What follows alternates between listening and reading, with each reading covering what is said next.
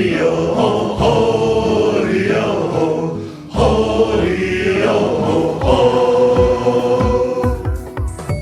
and welcome once again to the Spouter-Inn. I'm Chris. And I'm Suzanne.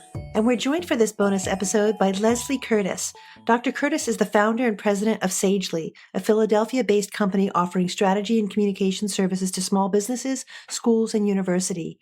She holds a PhD in literature from Duke University, where she studied gender and abolitionism in the French Caribbean. In 2015, she and Christen Mucher of Smith College co-translated Haiti's first novel, Stella, an allegorical retelling of the Haitian Revolution. The novel was originally written in French by Haitian politician Émeric Bergeaud and first published in 1859.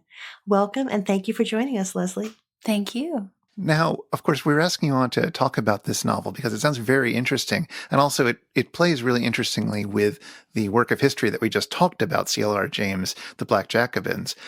And I'm really curious about this idea of an allegorical retelling of the Haitian Revolution. What's the allegory that they're using? So Émeric Bergeaud, like many Haitians of the 19th century who were writing and thinking about these things, was very interested in history, and he was very interested in the history of his nation. Bergeaud was born in 1818, so the generation right after the revolution. So he would have never known anything but being Haitian. But he's also educated very much in French language and French classical, European, Greek, Roman classical mythology. And so he goes on this undertaking of telling the story of the Haitian Revolution by creating these characters that really represent larger than life entities. The mother figure, for example, kind of represents all of Mother Africa. The brothers represent, at times they represent very specific figures in the Haitian Revolution, and then they kind of move to also represent certain political factions as Haiti goes on to form as a nation. There's also just the figure of the colonist, which kind of represents France, but not only just France, because of course there's many European powers involved in the Haitian Revolution.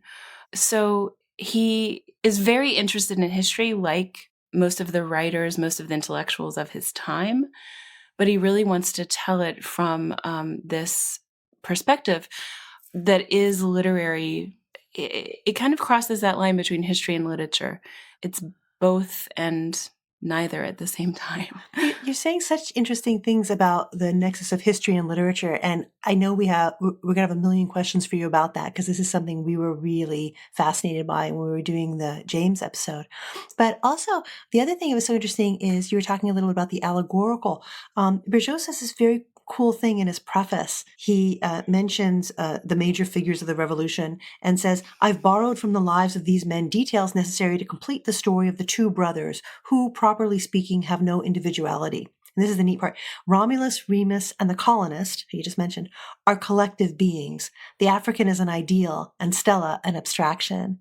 So they're all like literary figures of some kind, right? Like they're standing in this kind of symbolic relationship to history, but different kinds of relationships. I thought that was so fascinating. What he's doing is comparing the founding of the nation of Haiti to the founding of the Roman Empire, right? Obviously, Romulus and Remus. And when I'm looking at this, when I think about him creating the African as an ideal, and Stella, who really is the representation of liberty, those are the two female characters. And there's something very kind of traditionally 19th century in his portrayal or his use of the female characters as ideals, as perfection. But like one's an ideal and one's an abstraction, right? I was fascinated by that, right? How is that working? As opposed to both of them being ideals or both of them being abstractions. I was really fascinated by that. It's a good question. I actually don't believe Bergeaud very much when he does this. So my comments about it when I'm looking at this are he set it up like this, but he doesn't always stay true to this distinction, right? So the African is an ideal. She's the mother figure, but there's also ways that Stella becomes the mother figure. Mm-hmm. And there's ways that Stella, and it literally, she's called l'Africaine, right? So when you're thinking about how to translate that into English, just translating it as the African loses the meaning of the fact that what we're talking about is the African woman, right? Mm-hmm. But there's also moments where l'Africaine and Stella are kind of the same. Stella also takes a maternal role with the main characters. So here's what I would say about that distinction between ideal and abstraction. I think that because he's taking the notion of liberty, and Stella is, in his retelling of the story of the revolution, Stella is originally French. And what he's doing there is he's taking a pretty standard traditional way of talking about the French Revolution. Mm-hmm, mm-hmm. The French Revolution is this burgeoning, this idea of liberty. And it really is in a lot of ways. But the way he talks about Stella as a particular character, Stella is not truly recognized and protected and loved and cherished the way that she needs to be until she actually gets to the colony of Saint-Domingue. And that's where the revolution can actually happen. So I think his use of that word of abstraction is really going along the lines of Stella as liberty. But because Stella and the African are both these female figures who are represented in these very idealized ways, that was very traditional, very much a common trope in 19th century literature, the distinction between ideal and abstraction gets a little bit muddy. So Stella is like liberty, as in the famous painting, the Delacroix painting of Liberty Leading the People, where it's the woman bearing her breast and holding the French tricolor flag. Very much so, but she becomes so much more in Haiti, right? But yeah, she gets to really become who she ought to be when she arrives in Haiti. And her journey also, her ability to help Haiti and to help the brothers, Romulus and Remus, who are acting, all of that, it wanes and kind of comes and goes throughout the story based on their love and respect for her.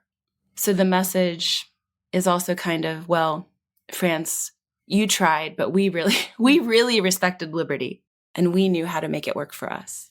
Now, do Romulus and Remus, do they sort of neatly map up to Toussaint, Dessalines, or something like that? Or is it taking bits and pieces from each of the liberationists? In order to answer that, actually, I think it's probably best to go back a little bit to that distinction between history and literature, because this novel, it's almost a new genre. It's almost something that's completely different because he's so dedicated to history. And Bergeaud was actually a relative of Beaubrun-Ardouin. And Ardouin was a famous historian, and he wrote volumes and volumes and volumes of histories of Haiti. And if you think of Beaubrun and Bergeaud having a similar motive of, look, we've got to write down exactly what happened, and we have to tell the world what happened, and we have to talk about why it was so important, and we have to make sure that people understand we're founding a nation, and our nation was founded on this ideal that no one is respecting. And so I think that Bergeaud is feeling that same force, that same need to tell a history, so that when he's writing the novel, he can't let go of the need for historical facts. So Romulus and Remus, sure, they're often sometimes two generals like Toussaint and Dessalines, but there are also all the other generals and all the other historical because every time he comes to a moment or a battle, he has to use Romulus and Remus in order to describe it, and therefore they have to map onto kind of any number of generals, and that's where it can get very confusing. But it can also, he's also doing something that's kind of making it a new genre, because he's always testing that divide between fiction and history. One of the things that's so fascinating in this question of like fiction and history, or the novel and history, which is an opposition that he also uses, is that it kind of invites you to think about not so much where does truth lie, but to which mode do you have to go to find out a certain kind of truth, right? Mm-hmm. So this shows up in his author's preface, where he says, history is a river of truth that follows its majestic course through the ages. The novel is a lake of lies, the expanse of which is concealed underwater. Right. So there's this interesting kind of distinction there. And then he comes back to it again later on, saying history can tell only what it knows. Its sight, limited to the horizon of natural things, has trouble knowing the truth that shines behind that horizon. The miraculous is not within its domain. History leaves the field of mystery to the novel, right? The novel can tell the secret story. I found that so fascinating in itself, but then also in ways that kind of almost cast a light on some of the things we were trying to understand in James's Black Jacobins, where on the one hand, this is a historical account consistent with certain kinds of Marxist approaches to historiography, but it's also a drama. It's also a story of one man. That's, so it seemed to be going back and forth between these two modes. That was so fascinating. I think it's also really interesting to choose Romulus and Remus for this kind of project as characters who you get the sense Romans thought of as both actual history and mythological history at the same time, if you see what I mean. And so these two modes can sort of make a greater history somehow out of it. Is that sort of like the kind of project he's trying to do here? Does he acknowledge any of that? I think so. A little bit of backstory about the novel is that, it was published in 1859, which was 1 year after Bergeaud died, and it was published by his relative Ardouin. And then it was published again, what we think by his widow in 1887, and then really kind of forgotten about. So in 2008, when I started working on the novel, I was getting my degree at Duke, and it was actually, Duke was one of the few libraries that had a copy of it, and I had to go and I had to look at it on microfilm. So if you think about this work that he's doing and the way that it really was just kind of forgotten, the people who had read it and were dealing with it didn't have a whole lot of positive things to say about it. And some of it was, well, it's not a novel and it's not history. And that was some of the issue that people had with it. But I think your question, Chris, is I believe he really knows what he's doing. He's actually acknowledging it. And he even talks about that, saying, sure, there's history is truth, novel is lies. But there's also some other aspects of the way that things came to be in Haiti that need to be told in a different way. And I think that's kind of the brilliant move that he's doing. He's completely aware that he's doing this. And whether there's occasionally some limitations because these characters have to stand in for so many things, he's still doing something in a very deliberate way. So what is it about the Haitian Revolution that requires it being told in this different way? What I would begin with is how intimately tied national independence is to their existence as a nation. So you have the story of Toussaint Louverture, right? And you have his negotiations and the way that he's trying to form a relationship with the colonizer, and it doesn't work, right? You'll actually find a lot of French texts that will celebrate the fact that they do abolish slavery so early, and they conveniently forget that they reestablished slavery with Napoleon in 1804. And you have this constitution that Toussaint creates where he's actually trying to create some kind of middle ground, saying, sure, Saint-Domingue will keep its relationship with France, but we will not have slavery here. And after Toussaint is arrested and left to die in a prison in the Jura Mountains, you have Dessalines who comes in and who has a very different approach. And his approach is, we will have national independence. We are a completely free and independent nation, and we will henceforth be known as Haitians. He takes the name Haiti from the original Native Americans. And then he establishes laws limiting the ownership of any property in Haiti to any foreigner, any European. And those laws remain in effect until the U.S. occupation in the early 20th century. So the articulation of, no, we will not go back, we will not be enslaved again, isn't completely tied to national independence.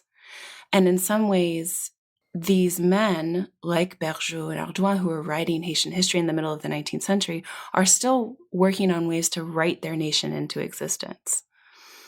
And so I think the suggestion which Bergeaud is making through the text of needing to use fiction to make that happen, and also using, there was very little in the 19th century that had more cultural cachet than a novel.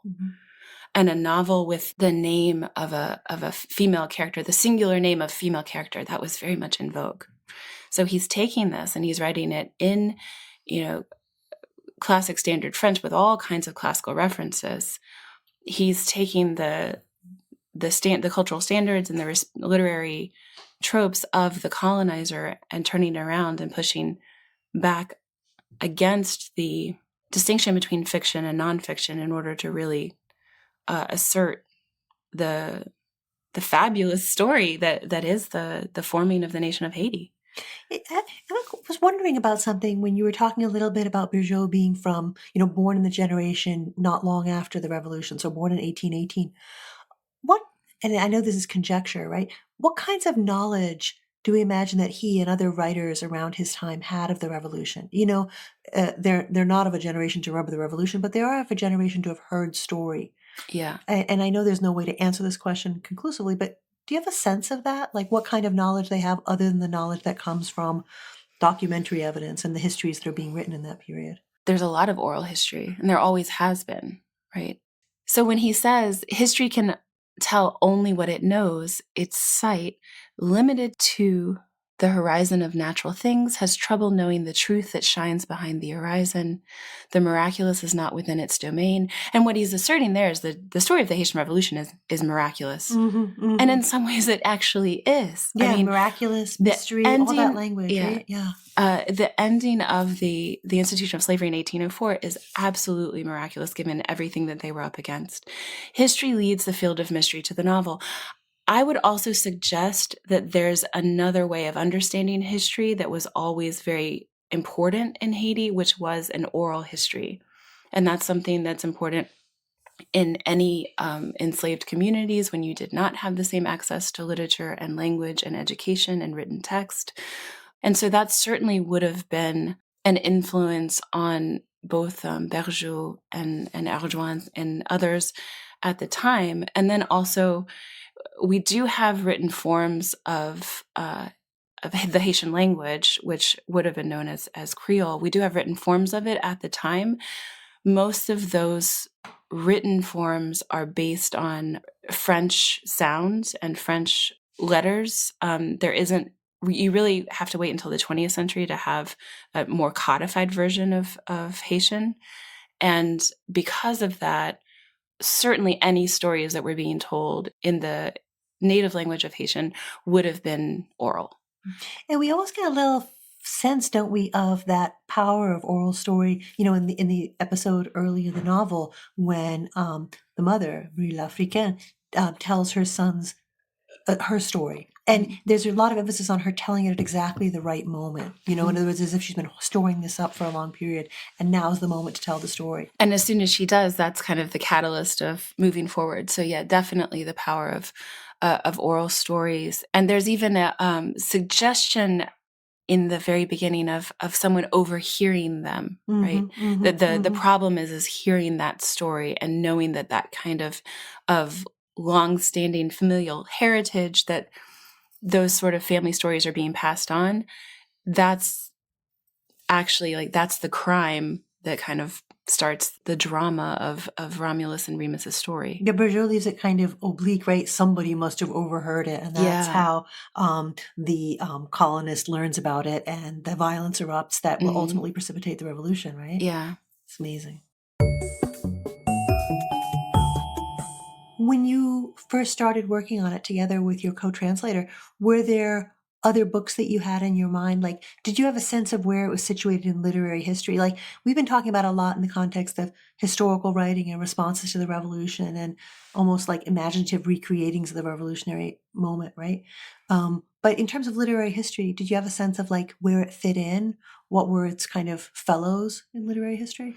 I do think so. That's actually one of the reasons why I think Christen and I made a really great team when we were working on this. So my co-translator, Christen Mucher, is an Americanist, really. So her specialty is focusing on 18th, 19th century things that were happening in the U.S., where my focus was writing in France and to a lesser extent England, because I was studying abolitionist movements. And of course, a lot of things were happening in England, in the UK.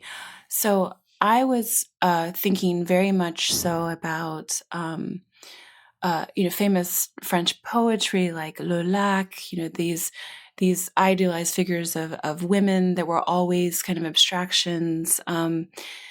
And I was thinking, of course, of Hugo, Baudelaire, these people who I'm sure Bergeaud was familiar with. And she was thinking more of English-speaking 19th century novels. We actually, at one point, we went straight to Dickens because we thought, okay, this has got to be a term that we think was being used at the time, or would be at least something that would be comparable. So one of the ways that I think we worked really well together is that I could take the French context, move it into English, and then she did a lot of work making that English sound like it would have at the time.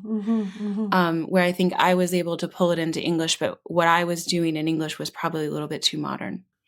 And so we were trying to keep it as dedicated to the time as possible. He also breaks and has these long descriptions of the nature of the island, which kind of don't seem to have anything to do with the narrative that he's talking about or the history that he's trying to talk about. He wants to spend a lot of time talking about nature. So Christen insisted that we bring in the word pious djinn of the desert. So admire these forests of palms that rise until they are lost from view. Before them, the voyager stops, seized by a sort of religious respect. These majestic trees with their trunks symmetrically aligned, sleek and straight, and with their domed foliage topped by a thin spire, resemble the innumerable columns of a temple with 1,000 cupolas erected by some pious djinn of the desert. And so you might have translated jinn like spirit or some we other kept kind going of term, around, Yeah. right? And then I think she pulled that, and I was like, oh, that's actually really great. Because she's channeling that 19th century Richard Burton translation of the 1001 Nights. Right? Exactly. Like it's exactly right. So that's one of the reasons why I think we worked really well together, pulling that stuff together. So that's an example. Was there a particular reason why you guys decided to stick to 19th century English as opposed to translating it into a modern English? That's a good question. We had a lot of love and respect for Bergeaud.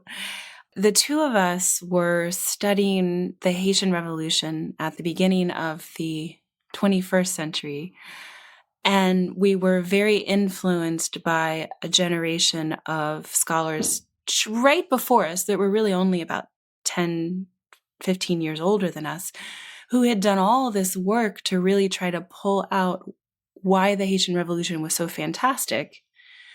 And here we were looking at this novel that had really just been forgotten in time. And I think to a certain extent, we wanted to kind of pay homage to what Bergeaud, the reputation maybe he should have had, what it might have looked like to take Bergeaud's text and actually translate it properly into a kind of language that would have been read at the time. I think that was at least part of it. Just sort of imagining what a 19th century Bergeaud would have looked like in English, kind of. Yeah, well, and you can see that in some ways. There's one of the other things about 19th century Haitian writing is it's absolutely fantastic. It's so it still rings radical. If you're reading about it today, it still seems radical to us. There's these really fantastic anti-colonial thinkers whose words just did not make the impact that we are still striving for today. And you'll find the Baron de Watteau, for example, was an early colonial thinker. He was of a generation that was a little bit before Bergeaud, but some of his writing was actually translated and published in papers in Massachusetts during the Civil War. Wow. So his writing, which was from the 20s and even earlier, is actually influencing the U.S.'s discussion of the abolition of slavery so many generations later. So I think that there was a feeling on both our parts of wanting more information, more acknowledgement of how radical it was even in the time period. We wanted to also indicate that there were some very radical writings, radical thinking that was happening and that belonged very much to the 19th century, even if it wasn't necessarily recognized as such at the time. That's both really interesting and really sweet, I think. It's really interesting. It's really sweet for, I guess, obvious reasons that you just described, but it's also really interesting to think about how if you had translated it into a clearly 21st century English, maybe it would lessen the impact of the radical anti-colonial thinking that's going on in it, because that is maybe something we're more accustomed to in the 21st century, although I'm sure we could use more of it. But seeing it in 19th century English makes it feel like, oh no, this was going on a long time ago. This is old from our point of view, but it's nevertheless radical in an interesting way. It's so easy for us to imagine that we're in this like progressive moment and it's been this steady onward progress, right? I mean, I know we don't think that, but like it's really easy to lapse into that. And you read something like this and you're like, wow, they were in a completely different space. You know, how much ground is lost, right? Ground is gained, but how much ground is lost also at different moments. One of the things I was so struck by in this book was the way there's like this one climactic ending where Stella is apotheosed, you know, where Stella kind of speaks and then she's, you know, literally like raised up into the heavens, right? But then there's almost a second ending, the closing chapter that talks about Haiti's role internationally. And I was so interested in that. So there's two things that happen, right? There's this one moment where there's this incredibly kind of powerful language around liberty when Stella says this. I thought it was so great. In a loud voice that could be heard on the far side of the square, she uttered these memorable words: "Citizens of a country henceforth independent and free. 14 years ago, the common father of man and sovereign protector of society sent me to this colony to ensure the triumph of his justice. God forbids violence, condemns oppression, and denounces inequality. All tyranny is to him an outrage. He did not create servitude. Man imposed that yoke upon man. It is an attack upon his power. All of creation is free." I mean, it's like, that's that kind of moment we were just talking about. I remember I was reading that. I was like, wow, right? It's so powerful. But then there's that closing chapter that kind of moves into, it almost felt like a slightly different register, talking about the role of Haiti in the world as a kind of a leader with regard to liberty, you know, supporting the effort, certain people who would go on to be very much involved in the Haitian Revolution, being involved in the effort for American independence in 1779, and then also supporting the liberation of Spanish America, right? And so Bergeaud says this: in 1816, Haiti, threatened from the inside, needed the help of all its sons, right? Pétion replied for the good of the state. He made it possible for Haitians to ally themselves with the future liberator of Colombia. He gave munitions, arms, and advice. The price of his help was the general emancipation of all slaves. So it's not just stuff that's happening inside Haiti, right? It's a question of impacting the wider region. And I thought that was so interesting. I mean, in the 19th century, one of the things that Haiti is really struggling to do is figure out how to form a nation, something that has to be completely different than what came before, right? And that's a very unique struggle that nobody has created a blueprint or a roadmap for them to be able to figure that out. I remember being in a library in Florida and looking at some legal code from 1820, which was exactly based on French legal code. And I at first looked at it and was surprised. And then I thought, well, how else would you do this? How else would you articulate this except for to take laws that existed before and then modify them later? But when the source that you have is so bent on your own inferiority and trying to dominate you, to be able to create something new is incredibly difficult. So every time there was any issue in Haiti, it was always seen from the outside as a sign of their inability to form a nation, a sign of their own issues, a sign that this wasn't going to work. So I think when he has these moments where he's talking about how they actually are inspiring other countries to abolish slavery, he's really asserting, look, we are doing this. We are a nation. We are having influence in these ways. And it's always speaking back against this larger international voice that just cannot deal with an anti-slavery post-colonial nation in those early years. So we've got a lot of the sort of big picture reasons why you've been fascinated with this work. And I'm wondering if there are any particular passages that you're especially fond of that you might want to read out to us. Sure. There's one moment, Suzanne mentioned this earlier about how Stella, really this figure of liberty, really becomes otherworldly, kind of ascends into the heavens. She's done what she needed to do by helping the Haitians, but he has this lovely description of her role in this kind of final battle. And I thought I would originally read the French, and then I'll read our translation into English. Great. Fidèle à sa parole, la Vierge de la Montagne, durant le combat, garda sa place à la tête des bataillons, qu'elle entraîna au feu en les devançant. Sa robe blanche, le seul signe de la ralliement que l'on put distinguer au sein de cette nuit sombre, brilla toujours en avant. Quand il fit jour, la figure angélique de la jeune fille, noircie par la poudre, ses vêtements troués, déchirés en plusieurs endroits, rappelèrent aux soldats sa bravoure surhumaine et les fanatisèrent. And then the English of it is, faithful to her word, the Virgin kept her place at the head of the battalions, which she led to battle, saving them from fire by standing in front of the line. Her white dress, the only rallying sign distinguishable in the depth of that dark night, shone brightly ahead.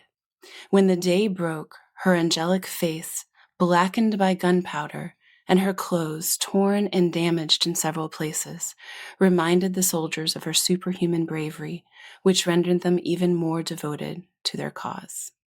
That's so neat. And this cloth at that passage, it makes me think about that moment when the sons have the garment of their mother, right? So it's almost like this is a kind of a fulfillment of that in some sense, right? And this is what I was talking about earlier, where the L'Africaine and Stella, the mother and the figure of liberty, they interact and they kind of mix together. But yes, there's this moment in the beginning where they take the dress of their mother and they keep it, the blood-stained dress of their mother. And then all of a sudden in this final battle, there's this white dress that Stella is wearing, which also becomes, black and torn. And I love that the way that they're playing with white and black, what's actually distinguishable, what isn't. I would go even so far as to suggest that it's actually her work in Haiti, her rallying these troops, her willingness to move into the violence and to occupy that space between life and death in order to assure their liberty. That's what has her blackened by gunpowder. Haiti has taken the figure of Stella, which is this original blonde, bright, shining figure of liberty, and altered her to look more like them and to move into a state of superhuman bravery. That's an amazing passage. And we played around with it when we were doing the literally in French, it's noirci par la poudre.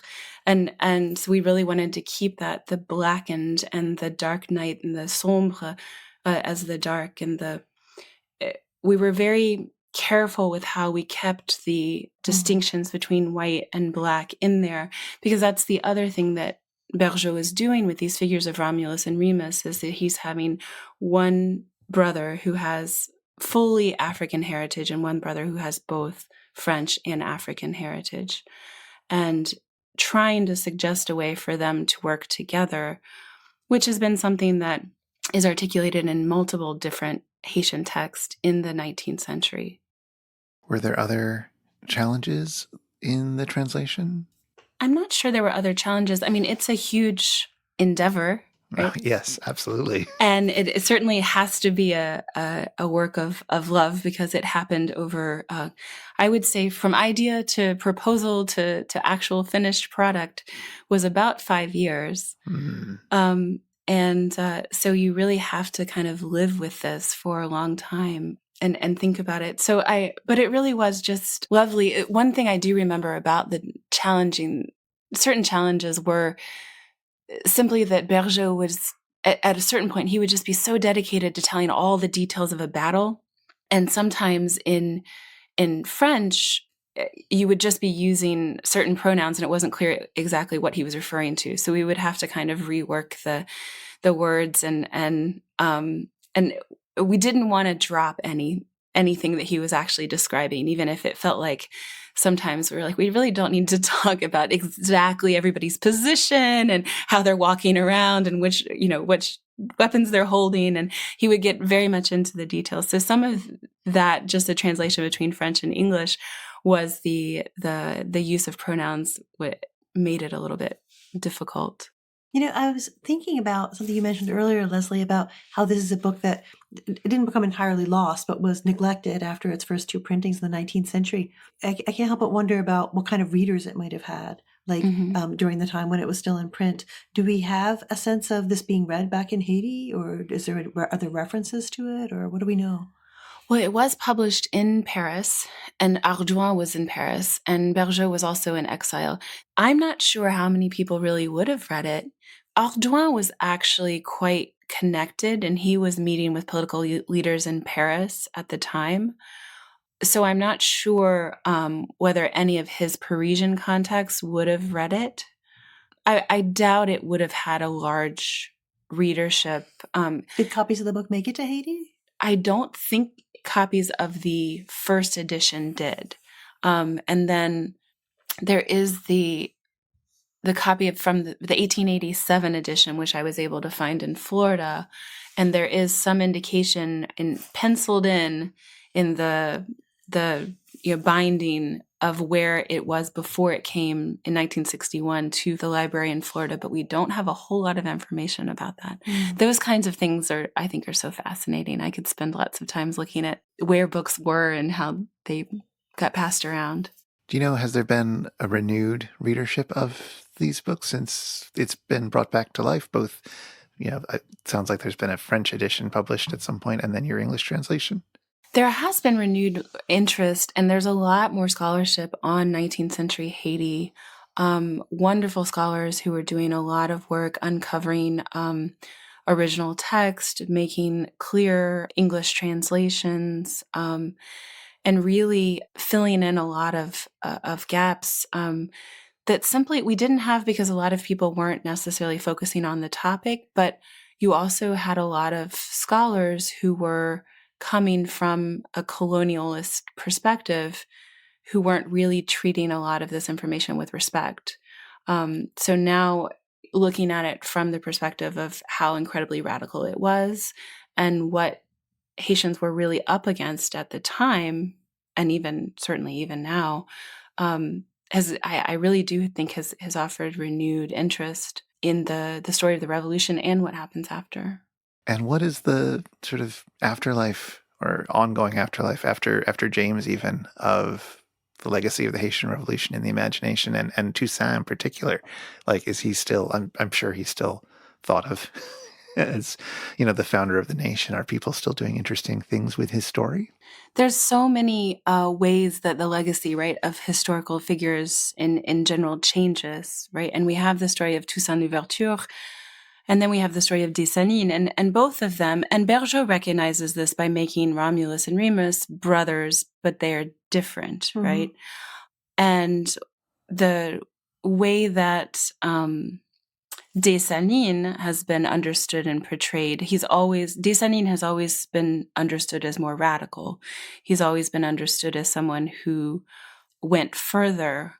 One of the best ways that I think I've heard this described was Toussaint had really put all his energies, and remember, Toussaint was educated in France. He culturally was quite French because that was the world he grew up in. His sons were educated there. Toussaint would have done all he could to try to come up with some kind of solution, and it failed, and he was left to die. I mean, these are horrible parts of the story. And then you have Dessalines coming in who said, no, I'm getting rid of all these people. They're out of it. You're not, and henceforth you are not allowed to own property. We are an independent nation and you can just get the hell out. Dessalines radicalness is completely understandable from that perspective, but there's always been this kind of dichotomy between the two.